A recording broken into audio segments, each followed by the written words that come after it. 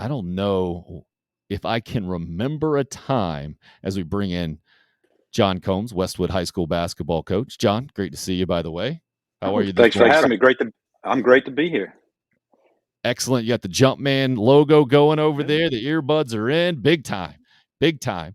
So I don't know if I remember, John, a time sitting right smack in the middle of media days or as media days are kicking off where South Carolina basketball was anywhere close to relevant in the conversation in such a major way, with the headline being a couple of days ago of Gigi Jackson decommitting from North Carolina, likely to come to the University of South Carolina. Can you put this in a better perspective than I can, having been attached to the program back in the Eddie Fogler days, running it as a student manager, and then being a high school coach in the area for as long as you have? How do you see this thing as we sit here today? Well, it is uncharted territory. I mean, you can't remember because there's never been a time when basketball was on the forefront of people's minds when it came to SEC media football days right around the corner. Just a little bit of buzz and excitement that's not usual. The only thing I can remember that might even be remotely comparable, and it's probably not even a fair, is when Kevin Garnett came and visited. When we had him on an official visit, but that was a long time ago. That was pre-social media. So no, this is certainly a unique time for South Carolina basketball. So Gigi Jackson, for anyone uninitiated, Ridgeview High School basketball standout. John Combs, former Ridgeview High School basketball coach. It's been a few years, John, so I know you don't have the direct relationship maybe with Gigi that obviously Ridgeview does now. But I didn't even know this as well. So rated by some the number one overall prospect in the country for the 2024 class. Is that what we have to call it? Basketball is so weird because they split up the seasons, right? So for not 2023 class okay, would be. so not this upcoming year, but the next season is when he committed to North Carolina kind of for.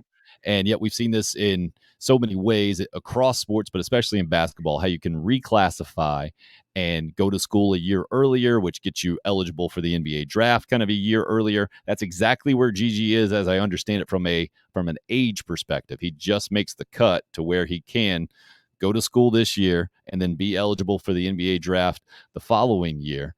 And the reason why, what I didn't know is that North Carolina basketball hadn't had a decommitment. You want to guess the year, John? Did you see that? Do you remember seeing that I at all?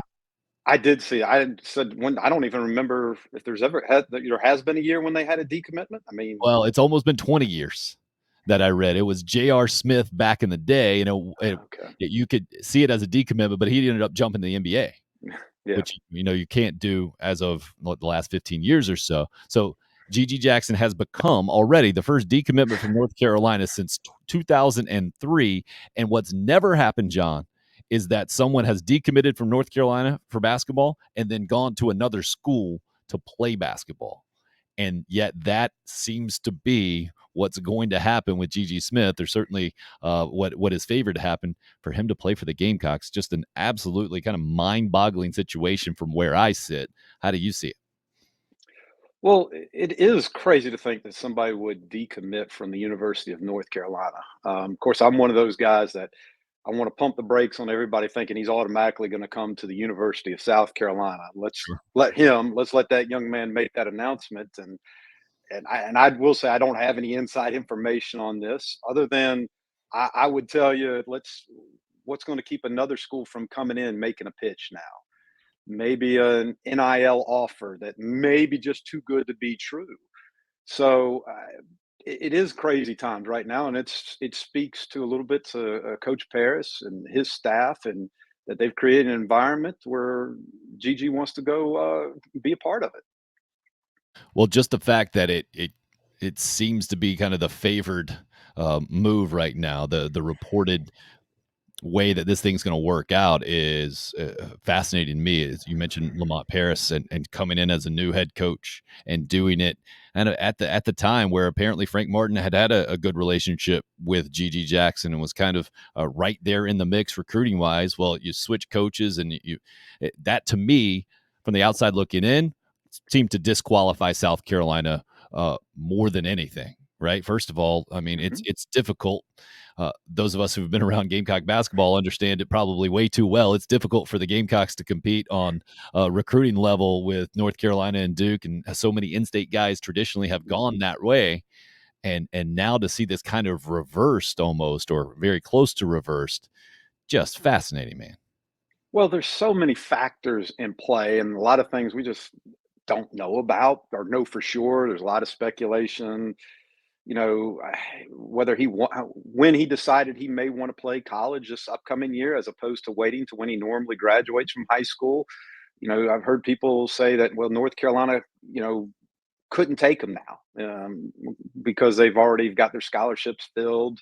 It's really interesting and fascinating to see. And I think it's a perfect storm of a lot of different things. And I will tell you, Gigi, by what I know of him and his family, they love Columbia. They love being around here. We had our SCBCA postseason banquet back in March at Seawolves in downtown Columbia.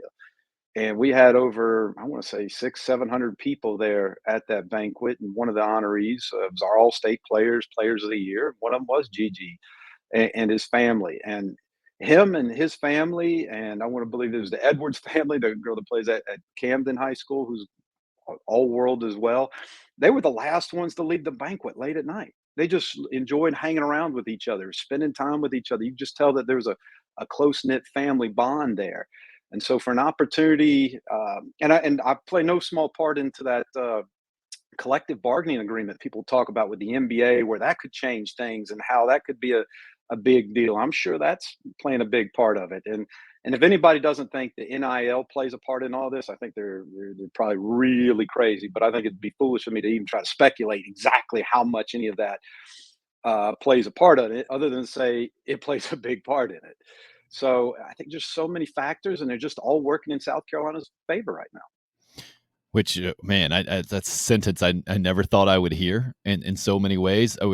Because, John, we've seen this play out in a lot of different examples. You mentioned Kevin Garnett back in the day, Jermaine O'Neal before then, jumping to the NBA as well. And then there are guys, Zion Williamson is the best example most recently of going to college basketball from the state of South Carolina. South Carolina, Clemson being in the mix recruiting, and it just didn't happen.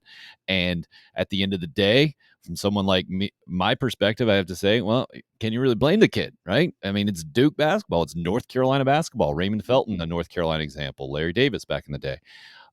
But now, this what goes to my argument about the name, image, and likeness helping to even the playing field as opposed to making it more of an advantage for the big time schools. Do you see it like that? No, I completely agree. It also goes to which schools and universities best figure it out as soon as they possibly can. I don't want to sit there and say I know what North Carolina has done or would do for Gigi as terms of trying to do NIL or anybody else for that matter. But everything that I've heard is South Carolina and their fan base and people have been a little bit more aggressive with NIL. So you're right. I think it has leveled the playing field. I think anybody, I might have grown up being I went to the University of South Carolina. I was a South Carolina fan, but if I know when I was a junior, senior in high school, if some other place was going to give me a much better NIL money and talking about life changing type money, you would certainly have to consider it for sure. How much do you think Don Staley, Asia Wilson? I've read that they've been part of the recruiting process. The fact that Asia Wilson did what she did for the South Carolina basketball community, maybe not even just like the Gamecocks specifically or the program, what Don Staley's been able to do there. How much do you see this playing into what's happened in the last several weeks, just kind of from the outside looking in? I think it certainly helps. I mean, how can it not? I mean, maybe not just one thing out of that, but if you put the collection of all these Asia Wilson, Coach Staley, other these professional football players that were tweeting at them, there's that collective come help make South Carolina great. That's got to help you make you feel good, especially if you're since he's from South Carolina, and he, like I said, he loves the area. So all that together, there's no doubt that it helps. Re Reassigning, what is it called? What are we calling it? Reclassifying is the word I'm looking for. Mhm. How have you seen that play out in big time basketball prospects before GG Jackson? How do you see it playing out here? To me, it makes a lot of sense. And you mentioned the collective bargaining agreement. And if you look at it from a dollars and cents, and you're saying, hey, if you can get in the NBA a year earlier before a collective bargaining agreement changes, and you're going to make a lot more money, you probably want to go that route.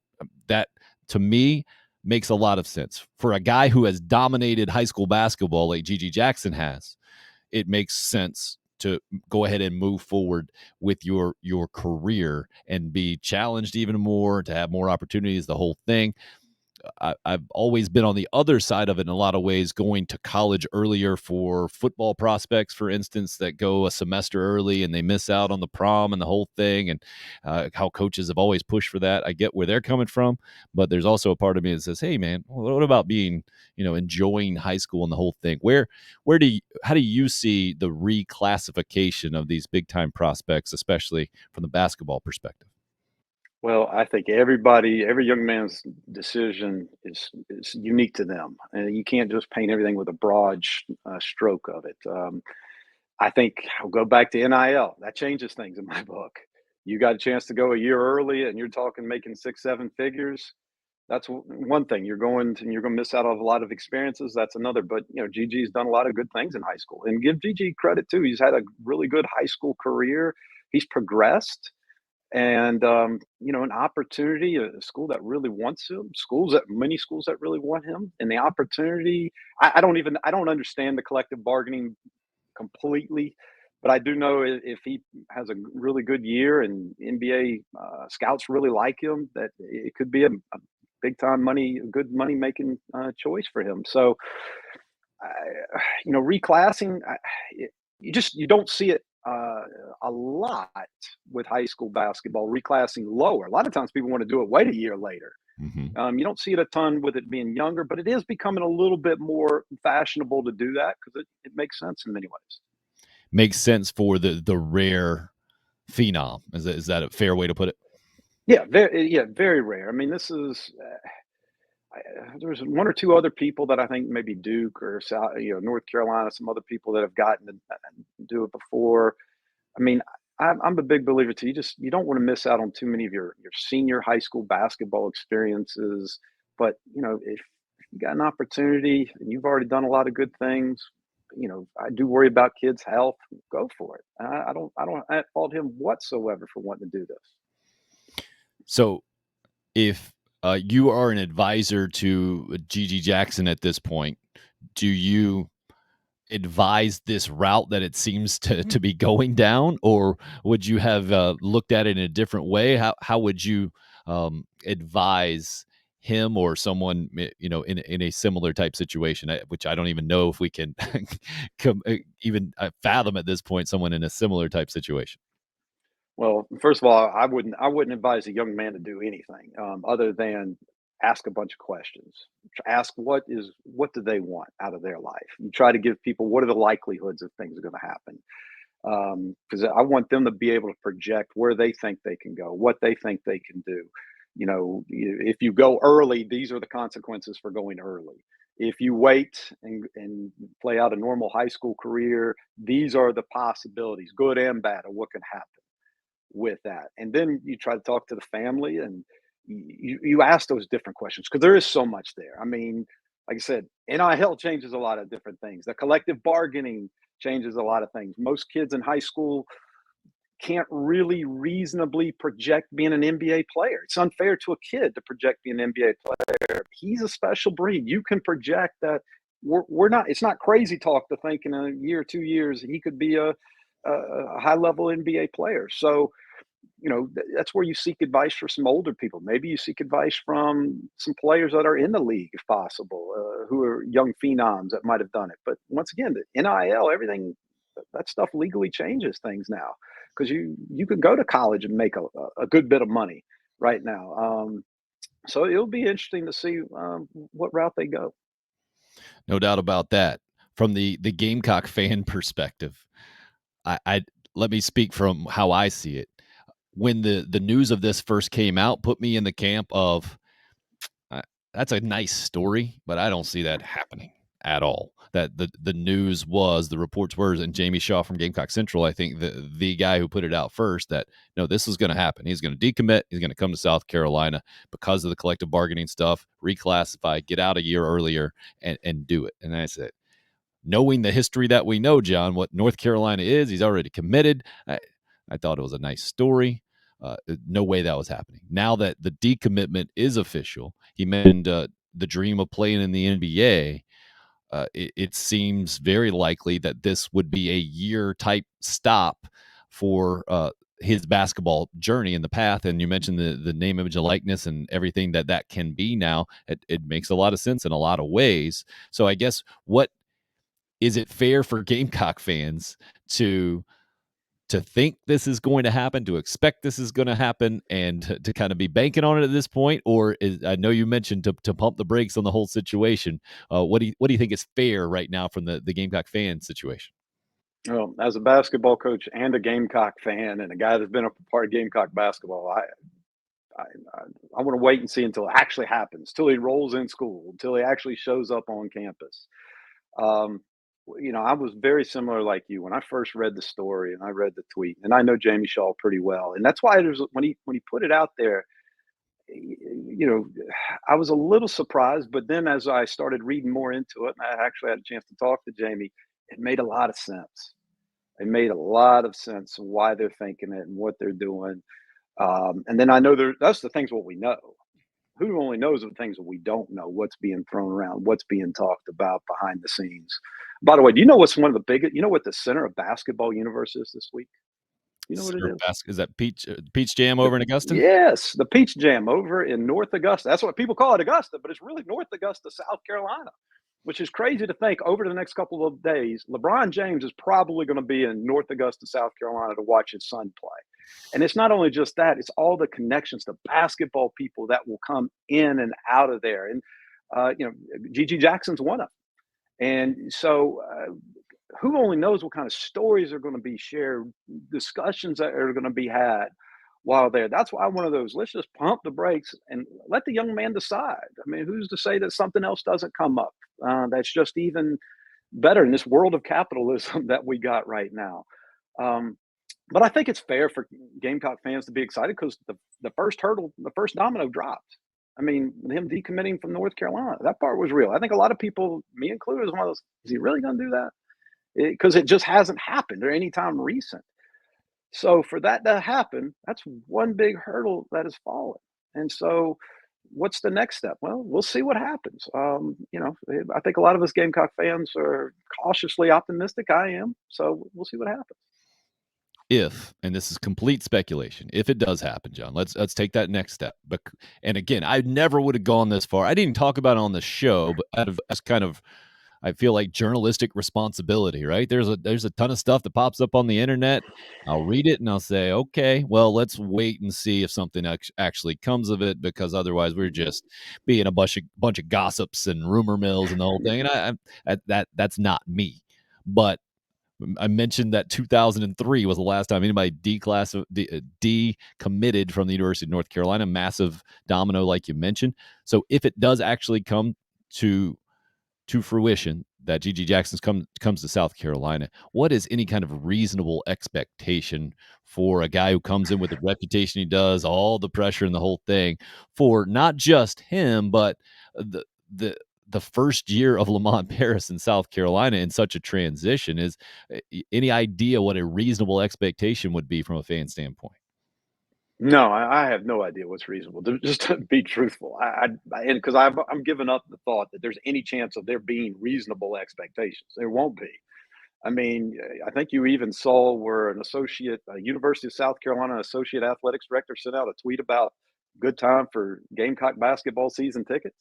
I know that was a subtweet. I'm guessing. I'm speculating right there, but it's not reasonable. It's not going to be. But when you're considered the number one player for your class, you're going to have those type of expectations thrust upon you. And it's a great thing for Coach Paris and the Gamecock staff, but it's also a challenging thing because there are going to be these enormous expectations what you're supposed to do with a number one player. And you've got the unknown of your whole the basketball team is going to look completely different with or without GG Jackson. So I don't know what's reasonable. I think if people start talking about deep NCAA tournament team, anything like that, I mean that's what your goal is, and that's what the team's going to shoot for. But expectations, I don't know. I mean, you're talking about a young man who is GG is extremely talented, and he is a very good basketball player. But he will this upcoming year should be a high school senior, and now he's going to transition to be a college freshman and arguably the best basketball college conference. That's a lot to ask with a brand new coach, with a brand new roster, unproven commodities almost every spot. Maybe that's not fair. Maybe I got to go back and look at the roster again. There's a lot of question marks, and I hope people just let them develop, let them see what happens. But it's okay to be excited about it. It's okay to think that good things could happen. Just don't place crazy expectations on this team. I think maybe Gamecock basketball fans might be uniquely qualified not to place crazy expectations. A postseason type team like Ben Simmons 1 year at LSU reminds me is the first thing that pops in my head. Right? They ended up getting to the NIT, and Simmons said he wasn't even going to play in the whole thing. I saw him come to Colonial Life Arena, and PJ Dozier kind of out battled him that day. It seems to be maybe a reasonable type expectation or just a precedent of a really, really talented guy coming in. Clearly it was going to be a one and done type situation. Mhm. It wasn't a program changer by any stretch of the imagination. Now, this one is a lot different, I guess, if it does happen because of the hometown connection, because of the South Carolina importance of this. And maybe you can speak more to that. Being a South Carolina high school coach, you've seen it firsthand. Really talented guys leaving the state of South Carolina. Being a Gamecock guy, you know everything that you mentioned. The Kevin Garnett official visit back in the day, and how Gamecock fans always say, "If this would have happened, if that would have happened."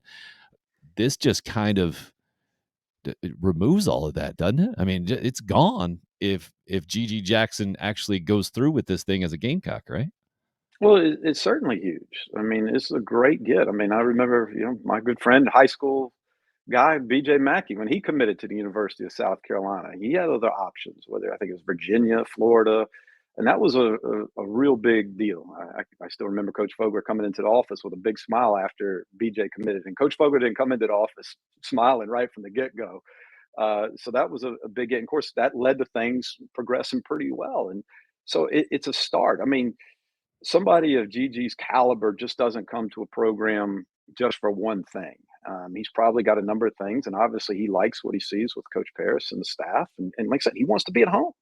But as much as I want to be at home, if there's a much better play, and just like I would love my daughters if they would ever want to play college athletics, I would love for them to stay close by home. But if there was a better opportunity for them away, I want them to do what's the best opportunity for them. But it's certainly a great positive step forward. Craig says Georgia and Anthony Edwards. Craig is from North Augusta, by the way, is pumped about the Peach Jam and the whole thing. But it's another great example, a more recent example too, and kind of a clear example as well. That it didn't help Ton Crean very much at Georgia and the program necessarily, but Anthony Edwards used it to further his career and went on to the NBA and the whole thing.